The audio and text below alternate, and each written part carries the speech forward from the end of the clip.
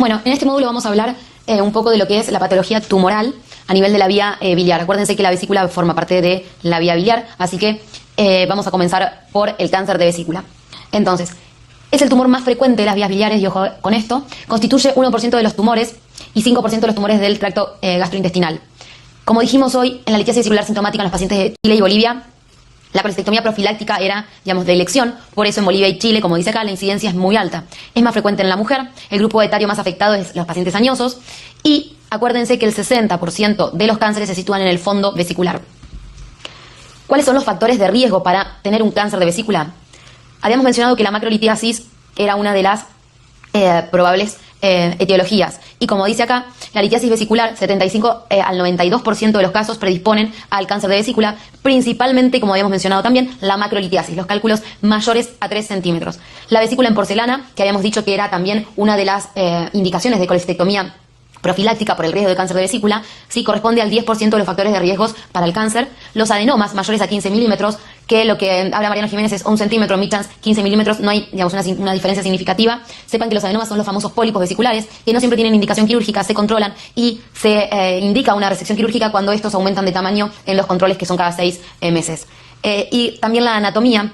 Como ya vimos que la desembocadura anómala del conducto biliar y pancreático producían un reflujo y estasis biliar con aumento de la incidencia de colangiocarcinoma. Las infecciones bacterianas son otra de las factores predisponentes para el cáncer de vesícula. Con respecto a los pólipos, los benignos son los menores a 1 centímetro y los que no están asociados a litiasis, como recién les mencioné, y siempre piensen en los pólipos malignos cuando estos pólipos sean mayores a 1 centímetro o mayores a 1,5 según Michans, con un crecimiento superior al 50%, como recién dijimos, entre un control y el otro, y los que coexisten obviamente con las litiasis vesiculares. Las formas de presentación del cáncer de vesícula habla de que suelen ocasionar fístulas biliodigestivas con distintos órganos abdominales. ¿Se acuerdan que dijimos que las fístulas colecisto-duodenales eran las de mayor incidencia? Esto es una de las fístulas biliodigestivas con las cuales que puede ocasionar. Importante, 94% de los cánceres de vesícula son adenocarcinomas y la metástasis, digamos, primariamente se va a dar por vía linfática, de forma secundaria a extensión directa hacia el hígado e invadiendo los segmentos, como vimos en anatomía, en la primera de los módulos, que está en contacto con el segmento 4B y 5. Entonces, los principales segmentos que van a estar invadidos en forma temprana, si es que lo están, van a ser estos dos segmentos y van a formar parte del tratamiento quirúrgico cuando sea necesario. Tiene gran importancia y tiene gran tendencia a la diseminación temprana. Es uno de los tumores en realidad más agresivos que existen con respecto a la patología tumoral. Y en el momento del diagnóstico la propagación linfática ocurre, fíjense, llega hasta el 80%, es bastante elevado. La estadificación del cáncer de vesícula. Sé que los TNM son tediosos, pero si uno acá no sabe por lo menos 2 o 3 detalles que vamos a recalcar con respecto al TNM de cáncer de vesícula, no va a poder contestar una pregunta con respecto al tratamiento quirúrgico. Entonces, de acá lo que quiero que se lleven en esta filmina es que el TNM con respecto al T1A es el tumor que invade la mucosa. El T1B invade la capa muscular. Fíjense que en la vesícula tenemos mucosa muscular y ya en los T2 invade el tejido conectivo perimuscular. Ya T3, T4 son estadios más avanzados que invaden órganos vecinos. Vamos y les voy a mencionar el tratamiento que se debe de realizar, pero acuérdense que T1A es mucosa, T1B es muscular, T2 invade el conectivo perimuscular y T3, T4 ya va más allá de lo que realmente va a tener una indicación quirúrgica precisa. Después tenemos la estadificación con respecto a los ganglios con el N. De acá quiero resaltarles que los ganglios celíacos hoy en día ya se consideran metástasis a distancia sin una indicación quirúrgica clara. Y bueno, y con respecto a la combinación del T, el N y el M, vamos a tener los estadios 1, 2, 3 y 4. Fíjense, cuadro clínico de esta patología. La realidad que esto es un hallazgo bastante incidental, que cuando se diagnostica el paciente ya está con un cáncer de vesícula avanzado, con dolor, con pérdida de peso, con ictericia, con anorexia, y el paciente lo refiere o lo asoció a que siempre presentó cálculos y nunca se trató y ahora quiere, digamos, a tardía edad, digamos, una cirugía de litiasis vesicular, y uno lo que termina diagnosticando es un cáncer de vesícula y ve que todos los síntomas floridos son por un cáncer avanzado. El diagnóstico, y esto lo recalca el libro de Mariano Jiménez, en el 50% es intraoperatorio. Cuando yo voy a operar a la paciente y veo patología tumoral, digamos, en el momento que coloco la cámara y hago una exploración concéntrica de cavidad, veo una lesión a nivel vesicular compatible con un proceso tumoral. 40% de los pacientes se diagnostican de forma posoperatoria. Le realizo la colestectomía laparoscópica porque el paciente viene por síntomas de cálculos vesiculares. Y cuando el paciente viene a control, me trae la anatomía patológica, y en la anatomía patológica el patólogo me informa adenocarcinoma moderadamente diferenciado que invade la muscular de la vesícula. Entonces, ese es el diagnóstico y la primera vez en la cual yo me encuentro con el informe y ahí tengo que decidir qué es lo que debo hacer, si la paciente está curada o tengo que reintervenirla y resecarle e irme más allá para completar la resección que sea oncológicamente correcta. Y un 10%, fíjense que es muy poco, se diagnostica en el preoperatorio. O sea, la paciente viene por síntomas, le hago una ecografía y ya por ecografía sospecho de que tiene un cáncer de vesícula y por eso la logro estadificar y estudiar como corresponde. Vamos a ver cuáles son los estudios que se deben solicitar para este 10% en el cual yo le sospecho el cáncer de vesícula y logro realizar un correcto diagnóstico. El primer estudio, como ya vimos, la ecografía, en la cual voy a evidenciar una masa que reemplaza la vesícula o un engrosamiento de la pared que cuando le coloco Doppler al ecógrafo veo la presencia de vasos intramurales, o una masa o pólipo mayor, como vimos, a 1,5 centímetros, digamos, que protruye de la pared vesicular. Esas son tres cosas en las cuales uno, digamos, tiene que sospechar que estamos ante la presencia de un probable cáncer de vesícula. Entonces, ante el hallazgo por ecografía de esto, lo primero que voy a solicitarle es una tomografía axial computada, helicoidal, trifásica, ¿sí? Con protocolo para cáncer de vesícula, para estudiar ganglios, ver invasión, si es que la hay a nivel hepática de órganos vecinos. Tenemos, digamos, acuérdense siempre lo mismo, les digo, el duodeno muy cerca, por lo cual puede invadir a nivel duodenal. Entonces, tomografía es el siguiente estudio para ver extensión de este T. El segundo estudio que mencionamos acá es la colangioresonancia. ¿Por qué? Porque la invasión biliar debe ser algo que yo tengo que saber previamente y para un planeamiento quirúrgico. La invasión biliar de que si tiene invadido el conducto hepático común, si tiene invadido el Carrefour, si tiene invadida la vía biliar derecha, la vía biliar izquierda, me va a hablar del grado de resecabilidad de este tumor de vesícula. Entonces, con la colangioresonancia voy a ver qué es lo que está dilatado, qué es lo que me contrasta, como por ejemplo se ve en la imagen que se encuentra al inferior a la derecha, con una vía biliar intrahepática dilatada de forma bilateral, que presenta un Carrefour indemne, con compresión, parece estar invadido a nivel del hepático común. Entonces, fíjense que con la colangioresonancia puedo ver la extensión y el grado de compromiso canalicular. La ecoendoscopía es el otro estudio que debo solicitar para estadificación y lo que me va a aportar es el estudio de las adenopatías locorregionales, que me van a hablar también si el paciente es resecable o no. Acuérdense, hoy en día ganglios en tronco celíaco me hablan de enfermedad ya, digamos, con muy mal pronóstico, que ante eventual cirugías resectivas la sobrevida no alcanza al año. El último estudio que mencionamos es la angiografía, que puede ser por angiotac o angioresonancia, que lo que me va a evidenciar es la invasión arterial o portal, ¿sí? Para planear quirúrgicamente si hay que resecar el tumor y se encuentra en la adyacencia de dichos vasos, o directamente si es resecable por compromiso extenso tanto de la vena porta como de la arteria hepática. Esto es en el caso de que el paciente le haga el diagnóstico preoperatorio, dijimos un 10% es en la menor cantidad de los casos. Como hallazgo intraoperatorio, que es importante, cuando yo ingreso a cavidad, sospechar el cáncer de vesícula, y si sospecho cáncer de vesícula, tomar una muestra de la masa probable de origen y mandar la anatomía por congelación. Sube el patólogo a quirófano, envío la muestra de anatomía por congelación, y si el patólogo me dice que es positiva para células neoplásicas, debo convertir la cirugía, ¿sí? Para el cáncer de vesícula, lo ideal es la cirugía vía abierta, por eso si la sospecho antes de comenzar la resección de la vesícula, debo convertir la cirugía. En caso de que ya resequé la vesícula y el diagnóstico es cuando envío la totalidad de la pieza, o sea, la totalidad de la vesícula al patólogo y me dice que la paciente tiene un cáncer de vesícula, antes, el MITAS mencionaba de que se deberían resecar los sitios de inserción de los trócares, ¿sí? Resecar todo, digamos, la zona de inserción del trócar a nivel umbilical, epigástrico, en cualquiera de los dos lugares por donde uno sacó la vesícula. Por eso habíamos hablado en los primeros módulos que es importante sacar la vesícula con bolsa, para que no tome contacto de la masa tumoral con todo el trayecto a nivel de la pared.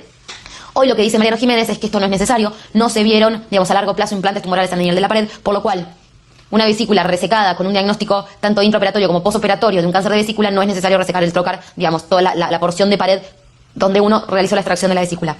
Como hallazgo en anatomía patológica diferida de la pieza, es el paciente que mencionamos, que me trae la anatomía patológica, lo operé de vesícula pensando que le estaba solucionando un problema de los cálculos y me viene con que tiene un cáncer. Entonces, en ese caso hay que estadificar al paciente, a pesar de que no tenga la vesícula, y según la estadificación voy a evaluar si el paciente lo curé o tengo que seguir resecando más allá de la simple colestectomía. Pronóstico. De los tumores intraabdominales les dije que es el de peor pronóstico y es la realidad. Los pacientes no resecados no viven más de 5 meses. Y el tratamiento empezamos, digamos, de menor a mayor. Ya mencionamos la colestectomía profiláctica en los pacientes de alto riesgo. Dijimos Chile, Bolivia, norte argentino. Si la anatomía patológica por congelación da positiva, ¿hay que resecar el orificio del trócar? No. Cuando existe la posibilidad de extirpación, se debe confirmar con biopsia por congelación y efectuar la cirugía radical, que ahora vamos a ver. Con sospecha preoperatoria, siempre empezamos vía abierta, ¿sí? Con evidencia intraquirúrgica, conversión a cielo abierto, como recién les dije, y previa biopsia por congelación, obviamente se va a tomar una conducta de acuerdo al resultado. Con diagnóstico posoperatorio, nuevamente lo mismo, no reseco los trócares de la laparoscopía utilizados. Vamos a este grafiquito que nos resume un poco lo que es el tratamiento según lo que, digamos, según lo que me informa el patólogo al TNUM. Entonces, sospecho en estudios preoperatorios, la paciente que estudié, que le hice la eco, le hice la tomo, le hice todos los estudios que tienen que estudiar porque les pueden llegar a preguntar cuáles son los estudios necesarios para estadificar un paciente con un CA de vesícula. Entonces, tomo, angioreso, angiotomo, resonancia, ecoendoscopía, ¿sí? la programo a la señora vía abierta, porque estoy estudiándole un cáncer de vesícula, por lo cual lo correcto es abordarla por incisión de coger amplia o mediana con extensión subcostal. Si por estudios preoperatorios el T me da que es un T1A, por lo cual me invade la mucosa, yo lo que le realizo es la colecistectomía y nada más. La paciente con la simple colecistectomía está curada. Entonces, paciente con T1A que invade la mucosa, solo le realizo la colecistectomía y nada más. La curé. Ahora, si la paciente, por los estudios preoperatorios, me da que el tumor invade la capa muscular o invade el tejido conectivo perimuscular, significa que tiene un estadio T1B2, lo que le debo realizar es la colecistectomía extendida. ¿Qué significa? Que le debo resecar la vesícula, o sea, la colecistectomía, más lo que probablemente tenga invasión por contigüidad. Dijimos en la anatomía que el segmento 4B y 5 están en íntimo contacto, por lo cual reseco el lecho vesicular donde está apoyada la vesícula y reseco el segmento 5 y 4B. Más, como dijimos que la vía predominante de diseminación es la linfática, la linfadenectomía del pedículo hepático. Ahora, si los estadios son más avanzados como tenemos acá, T3, T4 o un ganglio cístico positivo, lo que debería hacer es una colecistectomía radical. Ese es el tratamiento de elección que dice el libro de Mariano Jiménez. ¿Qué significa colecistectomía radical? La realidad que es una acción heroica y a la paciente habría que realizarle la colecistectomía extendida que vimos, lecho vesicular, segmento 4B y 5, con resección hepática de manda, por lo cual si está invadido el 4A, resecar el 4A. Si está invadido el 6, resecar el 6. Resección de la vía biliar principal, linfadenectomía regional, resección de los órganos adheridos al tumor, por lo cual si está invadido el duodeno, hacerle una DPC. Esa es la respuesta correcta para el libro de Jiménez cuando el tumor ya es T3 o T4. Ahora, esto es cuando el paciente lo estudié y le diagnostiqué el T por todos los estudios que se le debe solicitar para estadificación. Si el diagnóstico es posoperatorio, la operé por su litiasis y me viene con la anatomía patológica al consultorio por control y el patólogo me dice, che, le sacaste un cáncer de vesícula y recién yo me estoy dando cuenta de eso, ¿qué hago? Si el T que me informa es 1A, me quedo tranquila porque la señora la curé. ¿Por qué? Porque el tratamiento indicado es la colecistectomía y nada más. Tengo un tumor superficial en estadio inicial, por lo cual es el mismo tratamiento que cuando lo sospecho antes de operarla, como vimos recién. Entonces, T1A, la operé de vesícula por otra causa, le diagnostico de forma incidental el tumor, terminó mi cirugía, la curé con el simple hecho de la colecistectomía. Ahora, si me viene T1B, T2, el tratamiento que dijimos que era de elección es la colecistectomía extendida, por lo cual tengo que reoperar a la paciente porque lo único que le saqué yo fue la vesícula. Entonces voy a tener que reoperarla para completarle la colecistectomía extendida. ¿Qué era extendida? Lecho, segmento 4B, 5 y la linfadenectomía, ¿sí? Y si el tumor es un T3, la colecistectomía radical. Bien, como tratamiento paliativo, que hoy en día se ve que los cánceres de vesícula pueden producir en estadios finales o obstrucción de la vía biliar por crecimiento y obstrucción a nivel del hepático común, por eso es uno de los diagnósticos diferenciales de los tumores de vía biliar intrahepática, o pueden producir obstrucción duodenal y pilarizar a la paciente. Entonces, si la obstrucción es duodenal, hoy en día se están colocando stents por vía endoscópica, que lo que producen es una dilatación a nivel de la estenosis para paliar, el síndrome pilórico que produce. Si no se cuenta con la posibilidad del stent, lo que se le hace es una gastroenteroanastomosis, comunicación del estómago con un asa de yeyuno para que el alimento, puentee el duodeno. Si la obstrucción es biliar, que es en otro porcentaje de los pacientes, y el paciente, hay que paliarle la ictericia, el tratamiento de elección por ser una obstrucción alta es el drenaje percutáneo. ¿Qué drenaje percutáneo? Y esto es importante. Hay dos tipos de drenaje percutáneo. El drenaje percutáneo que usamos para los abscesos, por ejemplo, que tienen agujeritos en la región distal, que uno debe colocarlo y dejar esos agujeritos dentro de la colección. Acá es lo mismo. Biliares con los agujeritos distales, que son los drenajes multipropósitos que sirven para abscesos o para la vía biliar, lo que se le hace es poner un drenaje en la vía biliar derecha y un drenaje en la vía biliar izquierda. Y drenar, ambos, o solo uno. Drenar, la vía biliar por vía percutánea transparietal. Ahora, una vez que se le coloca el drenaje percutáneo, la señora, para que no tenga que estar durante todos sus últimos meses de vida con un tubito que causa dolor, a veces infecta y es molesto, se le puede intercambiar por ese mismo drenaje, progresarle un stent una vez que ya esté formado el trayecto fistuloso por el mismo. El otro tratamiento, y los otros drenajes que existen, que son los de elección, y si está la opción entre los dos van a elegir estos, son los drenajes percutáneos internos externos. Tienen agujeritos o fenestras distales y agujeritos o fenestras en la mitad del drenaje. Por lo cual, cuando yo progreso el catéter, los agujeritos que están en la punta los voy a tratar de llevar hacia el duodeno, tratando de progresar transtumor, ir por colédoco, pasar papila y llegar al duodeno. En ese momento voy a tirar mi hilito y producir la famosa cola de chancho para fijar el catéter en el duodeno. Pero como estos drenajes son internos externos, dijimos que teníamos agujeritos o fenestras en la mitad del drenaje, por lo cual esos agujeritos van a quedar en el hepático derecho o en el hepático izquierdo, drenando la vía biliar proximal a la obstrucción del cáncer de vesícula. Entonces, esto me va a permitir que cuando yo cierre el drenaje por afuera, la bilis entre por los agujeritos de arriba, entre al conducto y salga por los agujeritos que están distales en el extremo del catéter al duodeno. Y yo así puedo derivar la bilis de la vía biliar intra, saltear el tumor de vesícula y mandarla al duodeno y retornarle todos los procesos fisiológicos en los que interviene la bilis a nivel intestinal a mi paciente. Entonces, de elección el interno-externo. Si no queda otra alternativa, el externo, que lo único que hace es exteriorizar por vía transparietal el excedente de bilirrubina que no se puede drenar por colédoco. Posterior a esto, la colocación de stent. El control del cáncer de vesícula se hace trimestral el primer año, el nuevo semestral. Acuérdense siempre pedir C19.9, que es específico el cáncer de vesícula y que aumenta, mucho cuando uno lo solicita antes de operar a los pacientes. Ecografía cada 6 meses y tomografía los primeros 2 años, luego anuales. Con respecto al cáncer de la vía biliar extrahepática, nuevamente el 97%, al igual que las vesículas, son adenocarcinomas. Vamos a ver en la siguiente filmina los tumores del tercio superior o tumor de Klatskin, que es el tumor más frecuente y que deberían, conocer. El tumor de Klatskin se da desde la confluencia hasta el conducto hepático común, desde la confluencia del hepático derecho e izquierdo hasta el hepático común, o sea, la desembocadura del conducto cístico. El tumor de Klatskin son 49% de los tumores de la vía biliar, como ya dijimos, extrahepática. No hay síntomas tempranos característicos, sucede algo muy similar con el cáncer de vesícula. El 70% obstruyen la vía biliar y generan ictericia. La vesícula nunca es palpable, está colapsada y vacía, a diferencia de como van a ver en el tumor de páncreas, que tienen, la típica vesícula dilatada, palpable, ¿sí? O síndrome Courvoisier-Thierry. Con respecto al algoritmo diagnóstico preoperatorio de los tumores proximales, vamos a ver que ante la sospecha de un tumor de Klatskin, que dijimos que es un diagnóstico diferencial con cáncer de vesícula, vamos a solicitarle ecografía, tomografía y colangioresonancia. Fíjense que son las 3 estudios que generalmente solicitamos de base, tanto para vesícula como tumor de vía biliar. Y con eso vamos a diagnosticar si el tumor es resecable o no. La irresecabilidad del tumor de Klatskin se da cuando hay metástasis a distancia, cuando están comprometidos ambos hepáticos, debido a que no se puede resecar, ambos lóbulos hepáticos, la invasión de la vena porta y la invasión de la arteria hepática.